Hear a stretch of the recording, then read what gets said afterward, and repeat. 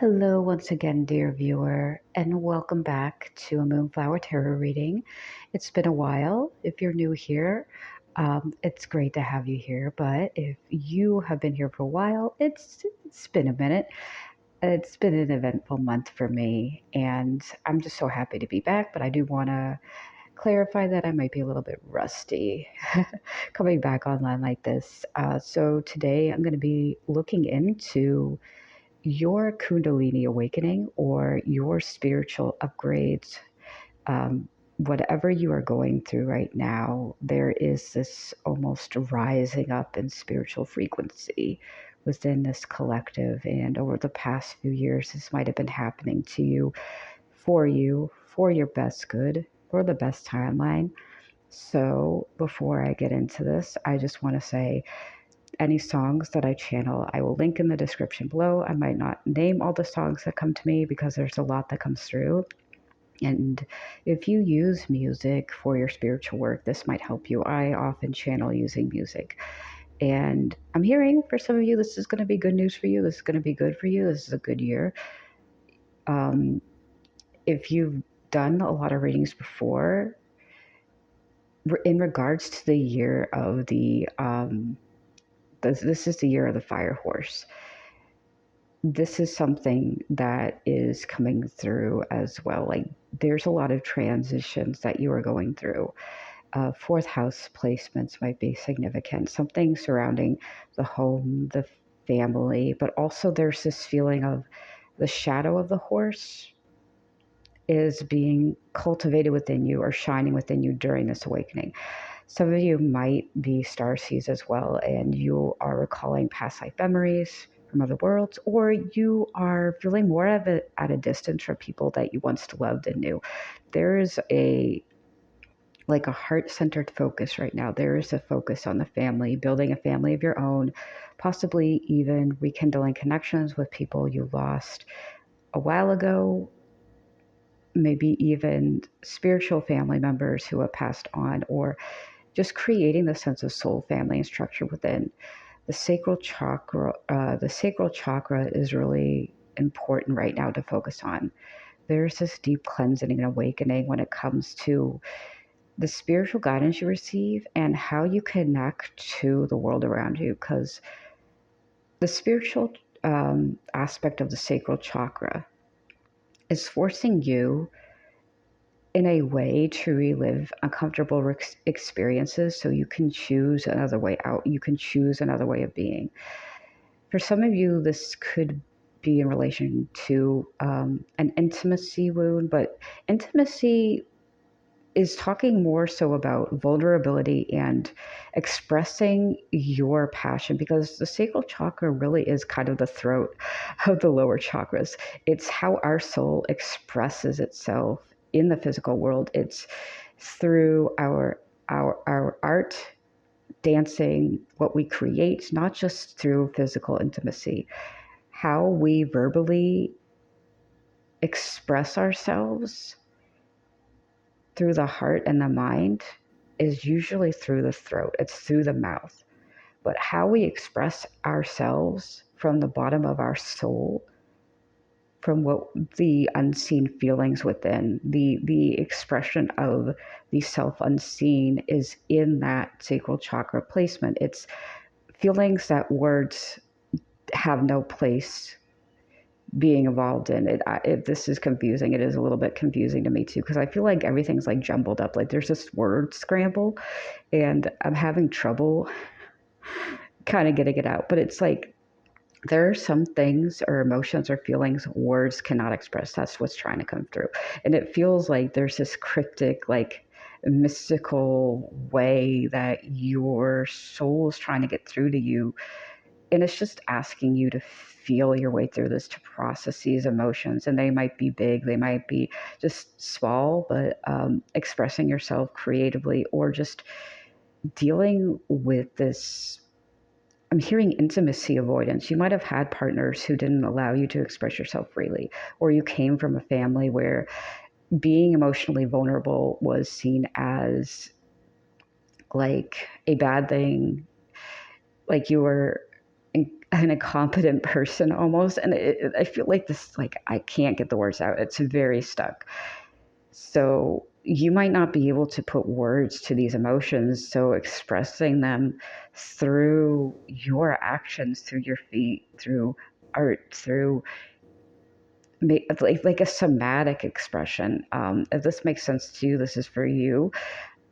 I'm seeing the number 6 attached to this reading as well. So there's something about needing to put yourself in this wellness mentality, this house of repair and restoration. And yeah, I'm just seeing a lot of orange around you. So this next phase of your Kundalini awakening is almost pressuring you to resolve the tension within so you can find peace. But I'm going to look at the main theme behind this message, behind this awakening, whether this is Kundalini or just strictly spiritual. Yeah, so this is the main thing. It's the ultimate goal is to find peace even in the middle of the chaos. Now, I hope this song is for you. I'm going to link it in the description below. This did come up for me too, so this might be important for a large collective. A song called What's Wrong by Half Alive. The time's always right to fix what's wrong. Like, if you feel like there's never enough time in a day, there is always enough time. Time is what we make of it. There might be some pressure on you. And I'm hearing like some of you are almost like ready to give up. The whole point of an awakening isn't to be like better than human, like more evolved. It's to gain clarity and peace even amongst the turmoil. It's to gain the sense of tranquility, even when the world around you is so chaotic. And it's a hard thing to do. It's a skill. It's a mindset. It takes a long time to learn. But a spiritual alignment and awakening is calling in peace to your life. So no matter what happens along your journey, no matter the losses, the tension, the fears, even when the world around you is collapsing, there will be this sense of, I am where I need to be and where I belong. And no matter what happens, I will be okay. Somehow it works out. Even when it feels like it doesn't, it's like you could be living from paycheck to paycheck. You might have to go to like another source to get like food. You might have to like really pinch pennies or sacrifice some things. However, as long as you're surrounded by the people you care about, as long as you keep that healthy and positive mindset without discarding the discomfort necessarily, being aware of it and mindful of it, but finding a positive way of looking at life. Even if it's something as simple as seeing a bird in the tree and being like, yes, that is what I'm going to focus on. I am not going to focus on the lack. I'm not going to focus on what I don't have or what I have to do or the struggle. I'm going to see a little birdie in the tree and say, you know what? There's life here and it's worth living and it's beautiful. And it's about creating that balance and redirecting. So I think this is the positive outcome for any of you who just want to get a little bit of guidance or a little bit of clarity. There's some more that I'm going to go into right now. But for now, if you're just looking for some peace of mind, this is what the spiritual experience is going to do. This is the outcome. So because the other overall energy I have on the back of the deck here, there is a sense of longing. Like you feel like the good things never last. But the thing is, it's nothing in life lasts. Everything is fleeting. Attachment is bonding us to a sense of grief, a sense of like we don't belong here. So let's look into. Okay, I'm hearing the phrase that some of you might not speak English as a first language or it's a second language, or I'm channeling the energy of a guide that doesn't speak English, if that makes sense to you, because I'm hearing the phrase do your mantras. So there's a lot of like a almost like physical and spiritual presence right here with me that's trying to get you to settle your mind. Say your mantras, you'll find peace there. It might be just important for you to listen to music right now. Yeah, there's something from the past you're holding on to that you're having a hard time letting go of, holding on to, moving on from. Okay, so I felt this, yeah, exhaustion in my soul. Okay, excuse me for one moment. You, okay, so when it comes to healing or opening the sacral chakra, there are things that, okay, so I'm reading this Four of Cups in reverse of there are things the universe is handing to you that you're either not seeing or other people are taking from you or you're being taken for granted. I'm hearing low visibility. Yeah, okay. So when it comes to this Kundalini awakening, the universe is going to choose for you. There is a long list of things that you want to do or you need to do in your life, and some of it might be in regards to your health. And it's almost physically impossible for you to move on. It's interesting. I went into this like knowing that there would be a little bit of outside interference that might be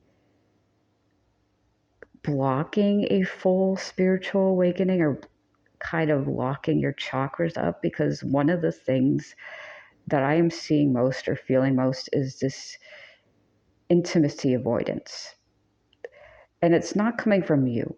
There is a pattern either in your family line or your culture or environment that is keeping you stuck in this loop and cycle, because they're forcing you to do a lot of the work on your own and you can only do so much in the day. So it feels like you're doing all this work alone when there should be people around you helping you. Like, the universe is providing everyone around you with everything they need to know, and they have the resources, but they see you and your light, and it's special in a really specific way because it's ever flowing and being filtered through the lens of unconditional love from the universe. So if you feel like overlooked, underpaid, or like you can't be forgiven for the tiny mistakes you make or like the imperfect work you do, it's because there are those around you who are jealous. I'm hearing you feel like you're living an imperfect life. So there is this kind of Virgo energy. You might have Chiron in Virgo. I will look that up. Or there's a Virgo eighth house placement. This idea of perfectionism. You could also have some strong Taurus or Cancer placements because this is really revolving around your home, your family, your homestead. A need for community, or you might be with people who have been overly sheltered and provided for their entire lives, and now they have to be in the adult world and do the work for themselves, but they want the princess treatment, they want special treatment. They want you to carry them through shallow waters when they know damn well how to walk and they know how to swim. Like, you don't need to teach them. It's not like it feels like you're the type of person who has to learn by being thrown in the deep end and swim in shark infested waters, and you're surrounded by people who never learned to just stand up in a pool of shallow water. Excuse me if I'm being a little bit tongue tied, but it's so weird because I was specifically told that there's a spiritual presence around me of someone who doesn't speak English, and that doesn't usually happen. So if you have like, because now I'm seeing Native American, African, possibly even, was it Central America, as well as like Polynesian, Japanese, Korean. Like, I'm seeing the East Coast of Asia. Like, there's a lot of like karmic wounds surrounding this need to do everything on your own, be the default parent, the spiritual provider, it's kind of the opposite of a king, actually. So you imagine a king who sits on the throne and just barks orders at everybody, and they don't have to do anything themselves. They don't even have to dress themselves. They don't have to tie their shoes. Everyone else does the work for them. This is the opposite. This is like everyone around you is expecting you to do all the work. They're expecting you to tie their shoes and you to make the money and bring home the bread. And if some of you identify as male, there could be this like double standard going on too as well. I was picking up on like a a masculine person who was the default parent, which is to say they're the ones who make money, cook and clean, take care of the kids, keeping the household afloat while they're I'm getting summer mother. This could be like a young marriage or a young love. Like if you're in your 20s and regardless of your gender, you find yourself doing all the work. But I'm more specifically feeling like if you are masculine or identify as male and you're the default parent, that is not as uncommon as you think. We're just seeing a lot more people noticing that women primarily do a lot of the emotional, physical labor. But as a person who came from a family where my father cooked and cleaned, my father made the money, well, my mother couldn't be bothered to do half of that. It's living paycheck to paycheck with a parent that doesn't want to co-parent but wants to be another teenager living in the house and just doing whatever they want to. That's frustrating, and it doesn't matter your gender. It's not fair, and you're not alone. So whatever spiritual growth you're going through has to do with these limitations surrounding you because the community you have or you're holding on to won't let go of you. They need you. um, and this could apply to work as well. It's this feeling of like narcissistic, like codependency. And the strength is really highlighting this need in you to surrender a lot to the universe because the work you're doing is twice as much as any person should do, any partner should do, any worker should do. And surrendering in this case might mean different things for some of you. Some of it might just be putting stuff in your life that you do for others on hold if it's not necessary. So it's sort of like if there is an event that you can avoid going to that costs money and energy, make an excuse not to go there. If it's not something that is required of you, prioritize your health and well being and use that to meditate. And some of you just might need to take a moment for yourselves to sit down and ground and do some somatic healing. Be present, say your mantras, and calm your nervous system down. This doesn't feel like you're doing anything wrong. It feels like you're healing from major connections that have let you down. Yeah, yeah. It have quieted your voice and your expression of self. So, to heal your root and sacral chakra, it's important for you to express your needs to the ones you trust and will truly reciprocate. And if you don't have those types of people in your environment, seek out community places. If you have a friend group that you trust, maybe something as simple as going out and spending quality time, having fun with them. I've also seen like a group of people getting together and playing like card or board games, like having one night in a week you dedicate to being with friends. And you don't need to ask your partner's permission. You don't need to ask the permission of the people in your life to do it. They might not be happy and you might have to be dishonest. And trust me, sometimes you do have to lie to people who won't let you be happy, who want to control your actions and movements. Sometimes you just gotta be dishonest and say, I am doing this thing 1 hour a week. Don't say where you're doing it. Don't say why. Go out and do it. And setting really firm boundaries. If there are people you can let go of them.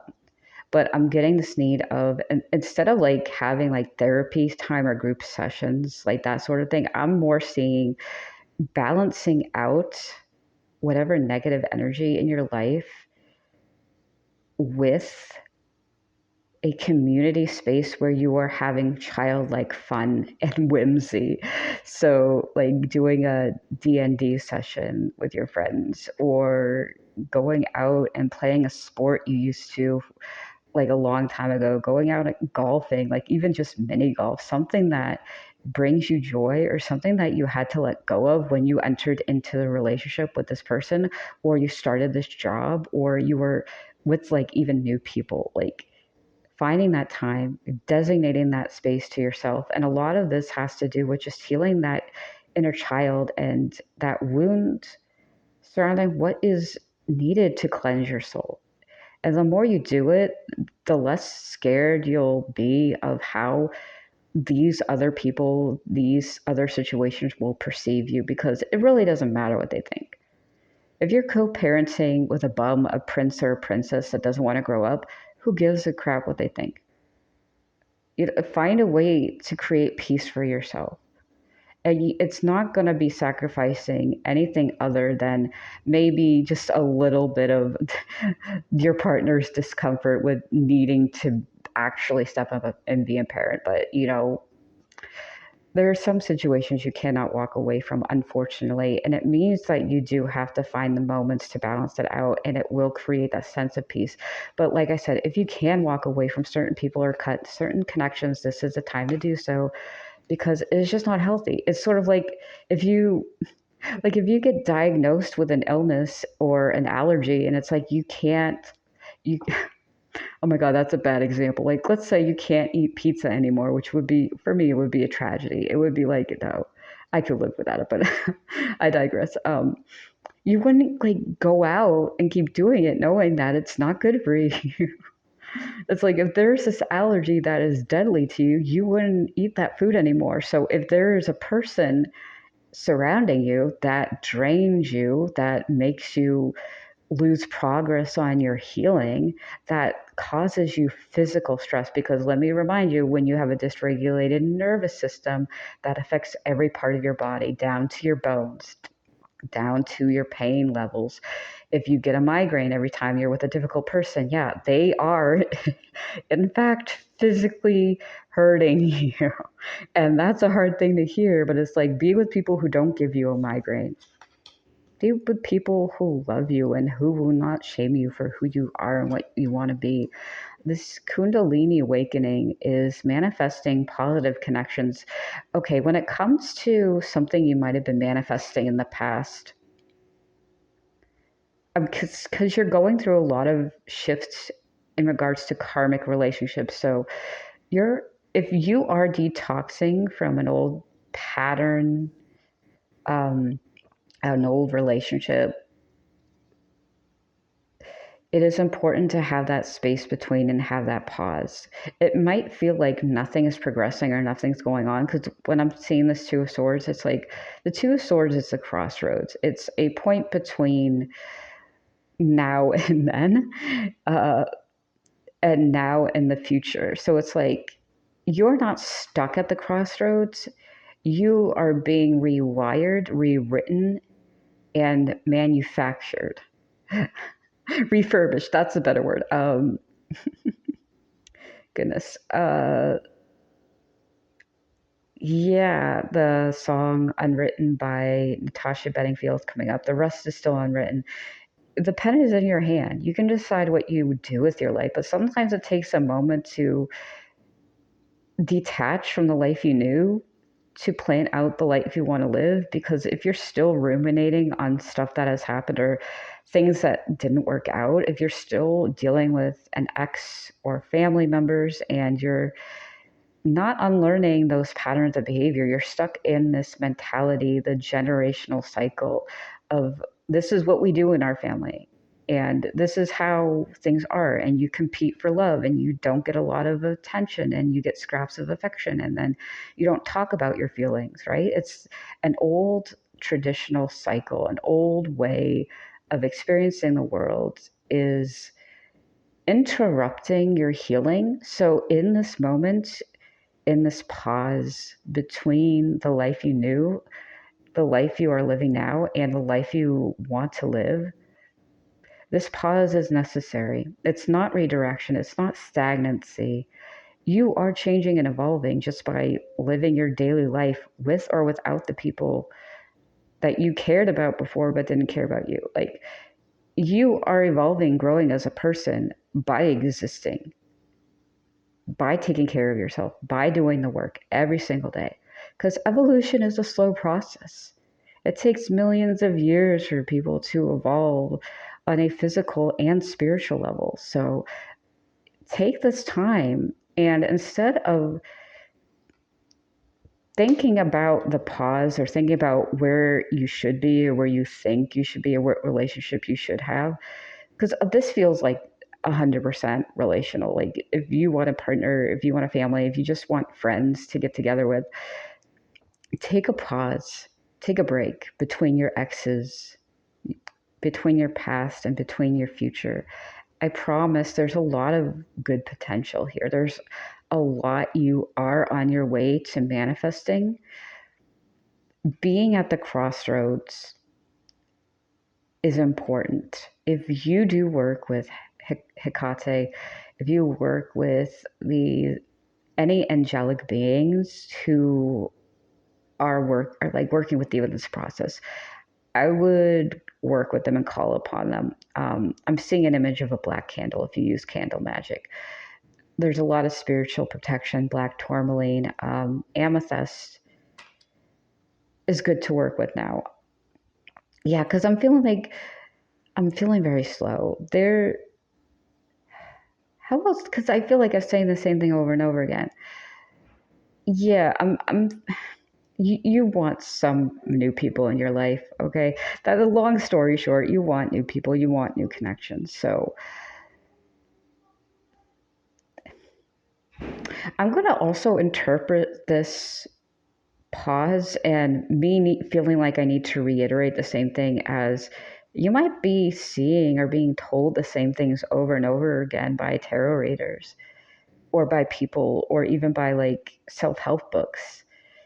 There might be this sense of complacency, like impatience, like you need to get somewhere fast. And it's coming from a place of worry and lack and fear.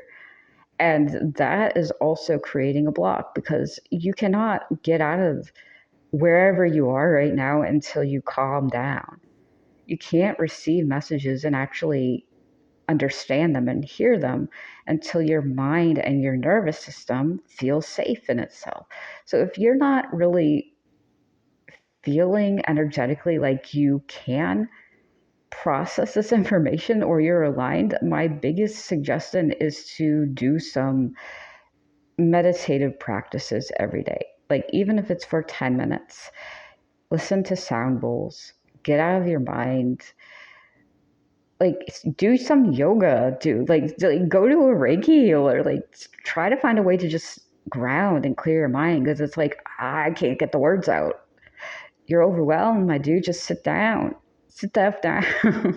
Do your mantras. Sit cross-legged on the floor and just breathe in and breathe out and think everything's going to be okay. I am grounded. I am safe. And let me tell you, as someone who has complex PTSD and has frequent panic attacks, the one thing I go to automatically now is sound bowls. I turn on a sound bowl video. I might link one or a couple in the description below, but I go to a sound bowl healing video and I sit and I breathe deeply until the anxiety is gone, until my body calms down. You cannot make decisions from a place of feeling unsafe. You cannot really process any emotions in that state either. The best way to get through this situation, even if you don't make progress by tomorrow, even if you don't get your dream job, even if you don't win $1 million, even if you don't have the girl or boy of your dreams, even if you don't have that family, you will still feel better. Let's just say you will feel better, even if you don't have what you want. You have what you need and you're safe. And what you want comes in quicker. So this is a lot right now, but I just wanted to let you know, thank you for being here. I am so happy to be back. A little bit rusty, but I am here for you. I wish the best, all my love, and again, good luck with this Kundalini awakening. You're doing great, guys.